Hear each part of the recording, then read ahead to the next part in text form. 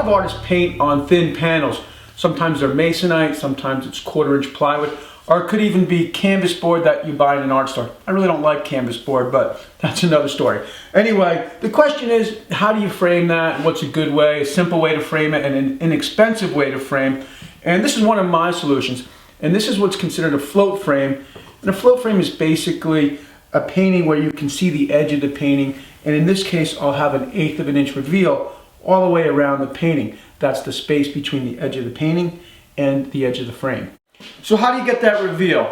Well, since I'll be painting on 5x7 panels, I'll cut my mounting panel. This is basically the base that you're going to build the frame off of at 5 1/4 by 7 1/4. That will give me an 1/8 of an inch reveal all the way around the painting. Well, if you're wondering, well, how are you going to cut the panels in the first place?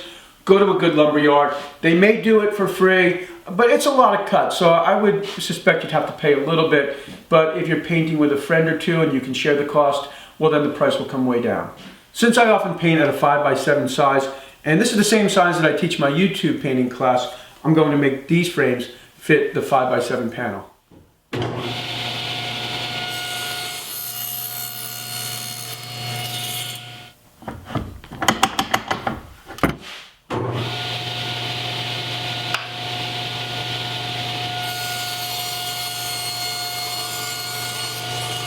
I've got my mounting panels cut, and I forgot to mention that I cut these from 3/4 inch birch plywood.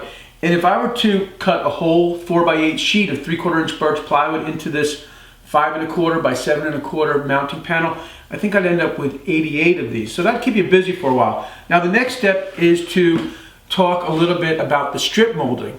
Well, the easiest and most inexpensive solution would be to use pine.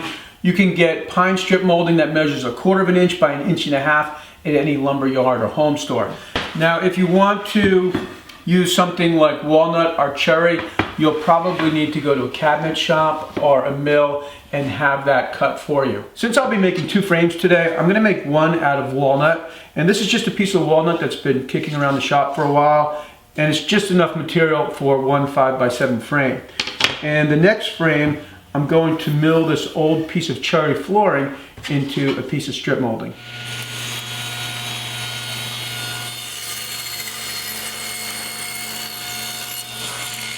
To mill the old piece of flooring, the first thing I did was remove the tongue. Now I'll set the fence to 1 3/4 inches and remove the groove.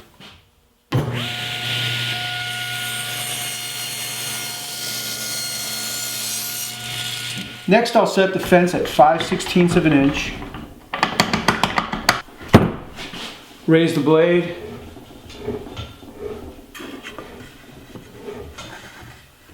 And resaw the board.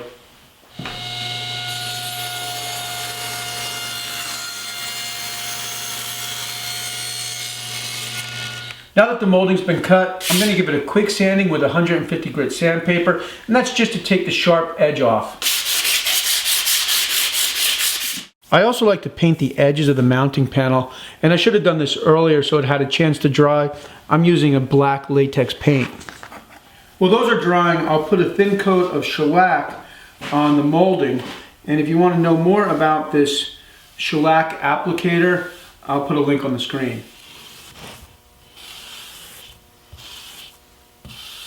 Okay, well, I've let the shellac dry and the acrylic paint is dry, and I'm going to start with this cherry frame.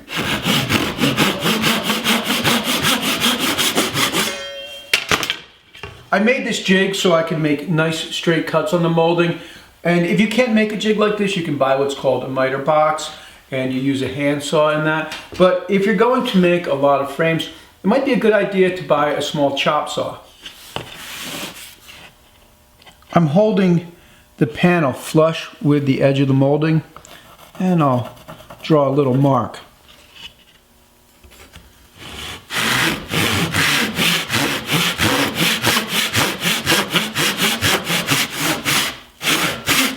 I'm using 7/8 inch long nails to attach the molding, and I like to get the nails started before I place the molding on the board. To make sure the molding is at the right depth, I hold a scrap piece of 1/4 inch plywood and make sure it's flush with the front of the frame.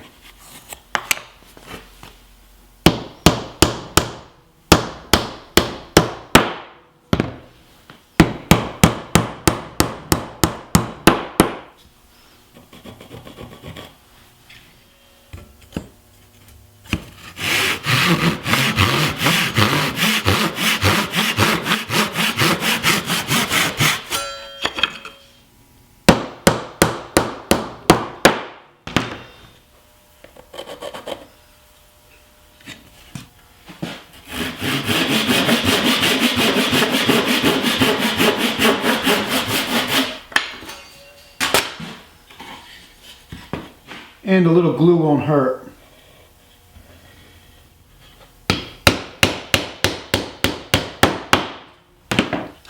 And I'll just make sure that I'm flush on the sides and in the front.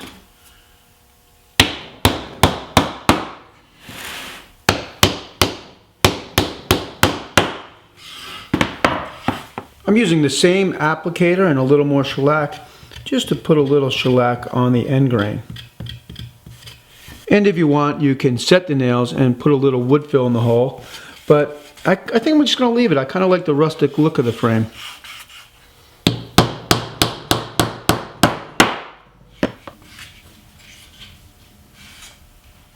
I'll use a little wood glue and some weight to mount the painting. You don't want to use too much glue or you could end up with a mess. You want to try to make sure that you have the same reveal all the way around the painting.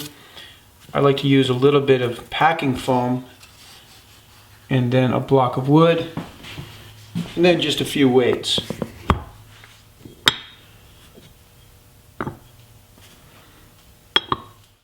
Once I finished up with the cherry frame, I moved right on to the walnut frame.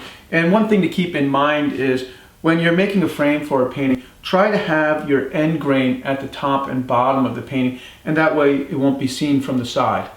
Well, I thought it'd be a little helpful to talk about price and maybe how you would order something like this at a lumberyard. So anyway, a piece of or a sheet of 3/4 inch birch plywood is right around $60 a sheet. And if you were to go into a lumberyard, you would ask them for a full sheet of 3/4 inch birch plywood cut into 5 1/4 by 7 1/4 panels.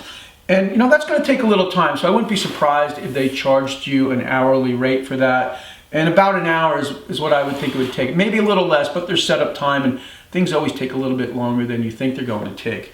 But let's just say they charged you an hour and it's, say, $60 an hour. Well, $120 and you're getting 88 panels, it's still less than $2 a panel, and if you have a friend, well, then the price just keeps going down. And just a little bit about the molding. Let's say you decide to go with a walnut or a cherry. For the most part, you probably will need to go to a mill or a cabinet shop. And one way they're going to make that molding is to take a board that is described as 8/4, which measures 1 3/4 inches, and they'll set the saw fence to your desired width. So in the case of the cherry frame, it was 5/16, and then they'll run the board through the saw, ripping strips of molding. Well, that may seem a little complicated, but it really isn't if you break it down. Maybe just start off with the panels and get your molding, get the pine molding from any home store or lumberyard, and then after you do that for a while, you can move on to getting cherry molding made or walnut molding made. If you live near me in Red Bank, you could call Jerry at Blaisdell. I'll put their phone number in the description, and they do all of this kind of mill work. I hope you'll tune in this week for the painting class. This is the painting that I made for this week's class. It's got a little hint of spring with a daffodil bud in there. You know, it's a lot of fun. These classes are very casual. They're free. Nobody's around, so if you don't make a good painting, it doesn't really matter. Anyway, thanks for tuning in. Please subscribe to my channel, like me on Facebook. I'll see you next week.